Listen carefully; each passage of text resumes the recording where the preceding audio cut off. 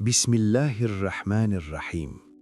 Gecənin qaranlığı çəkilib gedir, kainat yeni bir nəfəs alır.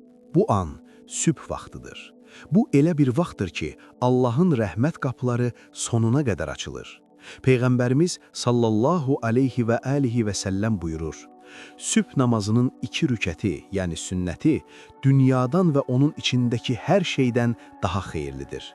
Düşünün, dünyadakı bütün qızıllar, mülklər, sərvətlər bir tərəfə, o 2 rükət bir tərəfə. Bəs biz niyə oyanmaqda çətinlik çəkirik? Çünki bu vaxt yastıqla iman arasındakı müharibə vaxtıdır. Şeytanın insanı ən çox yatırtmaq istədiyi andır. Amma qalib gələnlər üçün mükafat böyükdür.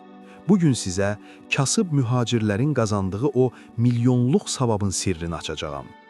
Peyğəmbərimizin sallallahu aleyhi və alihi və səlləmin ciyər parəsi Fatiməyə öyrətdiyi işləri yoluna qoyan duanı eşidəcəksiniz. Və bir bədəvi ərəbin bəs mənim payım nədir sualına Peyğəmbərimizin sallallahu aleyhi və alihi və səlləmin verdiyi o möhtəşəm cavabı öyrənəcəksiniz. Gəlin birbaşa Peyğəmbərimizin sallallahu aleyhi və alihi və səlləmin məscidinə gedək. Səhih mənbələrdə keçən çox təsirli bir hadisə var. Kasıb mühacirlər, yəni Məkkədən köçənlər, Peyğəmbərimizin yanına gəldilər. Üzlərində kədər var idi. Dedilər: Ya Rəsulallah, varlı hallı insanlar ən yüksək dərəcələri və əbədi nemətləri alıb apardılar. Peyğəmbər sallallahu aleyhi və alihi və səlləm soruşdu: Bu necə olur? Onlar dedilər: Biz namaz qılırıq, onlar da qılır. Biz oruç tuturuq, onlar da tutur. Amma onların artıq malları var, sədəqə verirlər. Bizim isə pulumuz yoxdur, bunları edə bilmirik. Onlar bizi keçdi. Peyğəmbərimiz sallallahu aleyhi və alihi və səlləm gülümsədi və onlara, yəni bizə elə bir xəzinə verdi ki, bu bütün dünya malından daha dəyərlidir. Buyurdu: Sizə elə bir şey öyrədimmi ki, onu etsəniz, sizi keçənlərə çatarsınız, sizdən sonrakıları keçərsiniz. Onlar həyəcanla, bəli ya Rəsulallah, dedilər. Peyğəmbər sallallahu aleyhi və alihi və səlləm buyurdu: Hər namazdan, xüsusilə sübh namazından sonra 33 dəfə Subhanallah, 33 dəfə Elhamdülillah, 33 dəfə Allahu Əkbər deyin və 100-cü dəfə La ilahə illallahu vəhdəhu la şərikə ləh deyərək tamamlayın. Əziz və dəyərli izləyicilər, siz deyirsiniz, pulum yoxdur, sədəqə verim. Siz də sübh namazından sonra yerinizdən qalxmayın, bu xəzinəni toplayın, sonra dünya işinə gedin. İndi isə çox özəl bir məqama toxunaq. Bir ata düşünün, kainatın əfəndisi sallallahu aleyhi və alihi və səlləm. Və bir qız düşünün, cənnət xanımlarının seyyidəsi Həzrəti Fatimə səlamullah aleyha. Peyğəmbərimiz sallallahu aleyhi və alihi və səlləm qızını canından çox sevərdi. Bir gün Peyğəmbərimiz sallallahu aleyhi və alihi və səlləm qızı Fatiməyə çox vacib bir nəsihət etdi. Dedi: Ey qızım, sənə vəsiyyət etdiyim şeyi dinləməkdən səni nə saxlayır? Yəni bunu mütləq et. Səhərə çıxanda və axşama düşəndə bu duanı de. Düşünün, Peyğəmbər qızına nəyi tövsiyə edər? Qızılmı? Mülkmü? Xeyr. O həyatın bütün düyünlərini açan bu duanı öyrətdi. Ya Hayyu ya Qayyum, bi rəhmətikə əstəiz. Əslih li şə'ni kulləh və la təkilni ilə nəfsi tarfətə ayn. Ey əbədi diri olan, ey hər şeyi idarə edən Qayyum, sənin rəhmətinə sığınıb yardım istəyirəm. Mənim bütün işlərimi yoluna qoy, düzəlt və məni bir göz qırpımı belə öz nəfsimlə baş-başa buraxma.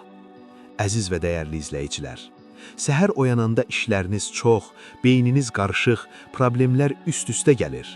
Peyğəmbərin qızı Fatiməyə verdiyi dərman budur. Ya Qayyum deyin, yəni Allahım, mən idarə edə bilmirəm, sən idarə et, işlərimi sən yolla qoy. Kim səhər bunu deyərsə, o gün onun işləri yağ kimi gedər.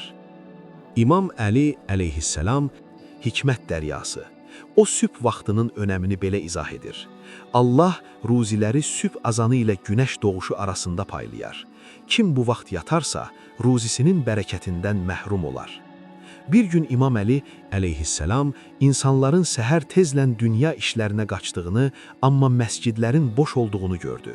Dedi, nə qəribədir.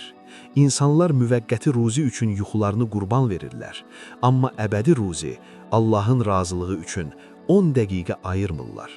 Və imam bizə öyrədir ki, sübh zikri qəlbi gün boyu diri saxlayar. Sübh zikri etməyən insan günortaya çatmadan mənən yorular, əsəbi olar, dözümsüz olar. Çox zaman insanlar düşünür, dua edirəm, zikr edirəm, amma mənə konkret nə faydası var? Ruzim artacaqmı? İşim düzələcəkmi?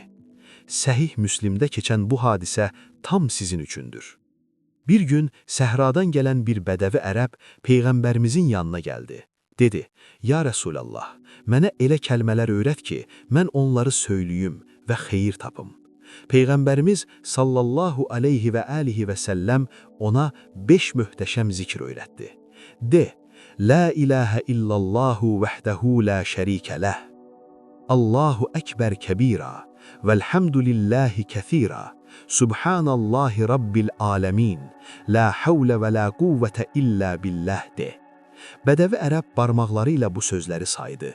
Sonra dayandı, düşündü və dedi, ya Rəsulallah, bunların hamısı Rəbbim üçündür. Onu tərifləyir. Bəs mənim üçün nə var? Mənim dünyam üçün, ehtiyacım üçün nə deyim? Peyğəmbərimiz sallallahu aleyhi və alihi və səlləm gülümsədi və onun bu səmimiyyəti xoşuna gəldi və buyurdu. O zaman bunların ardınca de, Allahummə əfirli, varhamni, vəhdini, vərzukni. Allahım, məni bağışla, mənə rəhm et, məni doğru yola yönəlt və mənə ruzi ver. Adam sevinclə çıxıb getdi. Peyğəmbərimiz sallallahu aleyhi və alihi və səlləm səhabilərinə dedi, bu adam əllərini xeyirlə doldurmuş halda getdi. Görürsünüzmü? İslam necə gözəl dindir. Həm Allahı tərifləyin, həm də mənə ruzi verdiyin. Utanmayın, istəyin. Allah sizin istəməyinizi sevir. Səhər tezdən bu paket zikrini edin. Həm Rəbbiniz razı qalsın, həm ruziniz gəlsin. İndi gəlin öyrəndiklərimizi sistemləşdirək. Sübh namazından sonra, günəş doğana qədər olan o qızıl saatda ardıcıllıqla nə etməliyik? Şükür, mühacirlərin zikri, namazın dərhal arxasınca 33 Sübhanallah, 33 Əlhəmdülillah, 34 Allahu Əkbər. İşlərin həlli, Fatimə anamızın zikri, bir dəfə və ya 3 dəfə, Ya Hayyu Ya Qayyum, bi rəhmətikə əstəğis, əslih li şə'ni kulləh və la təkilni ilə nəfsi tarfətə ayn. İmanı təzələmək 100 dəfə, La ilahə illallahu vəhdəhu la şərikə ləh. Ruzi və rəhmət, bədəvinin duası 3 dəfə, Allahumməğfirli, varhamni, vəhdini, vərzuqni. Bu proqram cəmi 15-20 dəqiqənizi alar, amma sizin həm dünyanızı, həm axirətinizi abad edər. İndi isə əziz və dəyərli izləyicilər, təsəvvür edin ki, namazınızı qılmısınız, səccadədə oturmusunuz. Gəlin Fatimə anamız kimi işlərimizi Allaha həvalə edək və o bədəvi kimi həm Allahı tərifləyək, həm ruzimizi istəyək. Mənimlə birlikdə təkrar edin. Ya Hayyu, Ya Qayyum. Ey diri və qəyyum olan Allah, bütün işlərimi yoluna qoy, məni nəfsimlə tək buraxma. Subhanallah, 33 dəfə. Sən nöqsansızsan Allahım, kainat oyanır, mən də səni zikr edərək oyanıram. Əlhamdülillah, 33 dəfə. Şükürlər olsun sənə, mənə yeni bir gün, yeni bir nəfəs verdin. Allahu Əkbər, 34 dəfə. Allah ən böyükdür, mənim dərdimdən də, problemlərimdən də böyüksən. Allahumməğfirli, varhamni, vəhdini, vərzuqni. 3 dəfə. Allahım, məni bağışla, mənə rəhm et, məni doğru yola yönəlt və mənə ruzi ver. Bugün siz fərqlisiniz. Siz bugün əllərinizi xeyirlə doldurdunuz. İndi qalxın və gününüzə başlayın. Allahın bərəkəti, qoruması və nuru sizinlə olsun. Əgər bu video sizin gününüzə nur qatdısa, zəhmət olmasa bəyən düyməsinə basaraq bizə dəstək olun. Kanalımıza abunə olun.